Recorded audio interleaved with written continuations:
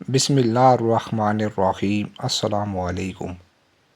عبدالحمید ابن محمود مغولی کہتے ہیں کہ میں حضرت عبداللہ ابن عباس رضی اللہ تعالیٰ عنہ کی مجلس میں حاضر تھا تو کچھ لوگ آپ رضی اللہ تعالیٰ عنہ کی خدمت میں حاضر ہوئے اور عرض کیا کہ ہم حج کے ارادے سے نکلے ہیں۔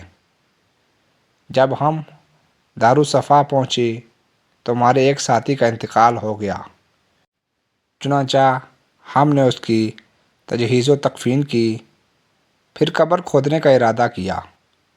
جب ہم قبر کھود چکے تو ہم نے دیکھا کہ ایک بڑے کالے ناگ نے پوری قبر کو گھیر رکھا ہے۔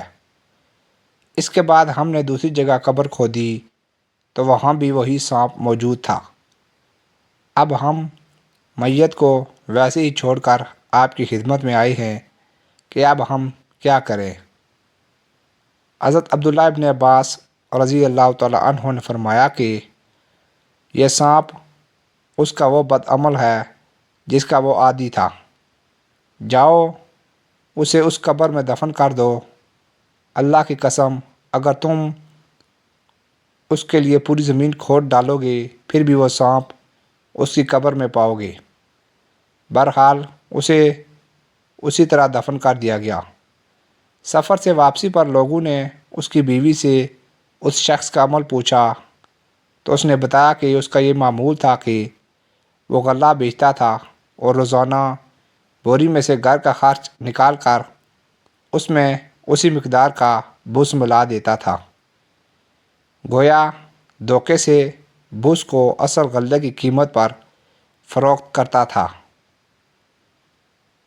حضرت عبداللہ ابن عمر رضی اللہ تعالیٰ عنہ فرماتے ہیں کہ میں بدر کے قریب سے گزر رہا تھا، میں نے اچانک دیکھا کہ ایک شخص زمین سے نکلا جس کی گردن میں ایک زنجیر ہے اور اس کے ایک سرے کو ایک کالے شخص نے تھام رکھا ہے۔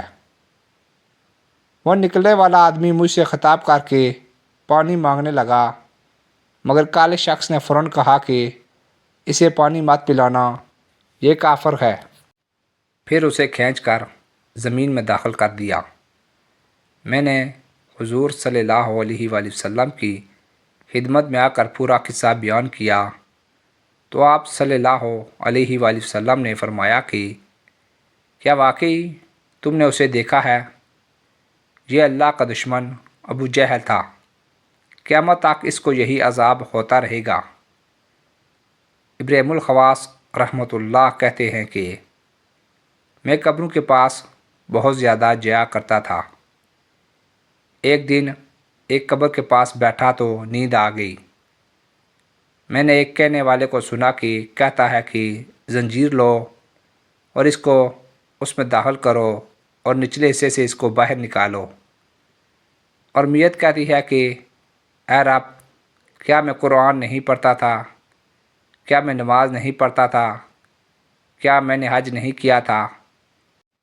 اس کے جواب میں ایک کہنے والا کہتا ہے کہ ہاں، لیکن جب تو خلوت و تنہائی میں ہوتا تو گناہ کرتے ہوئے میرا خیال و مراقبہ نہیں کرتا تھا۔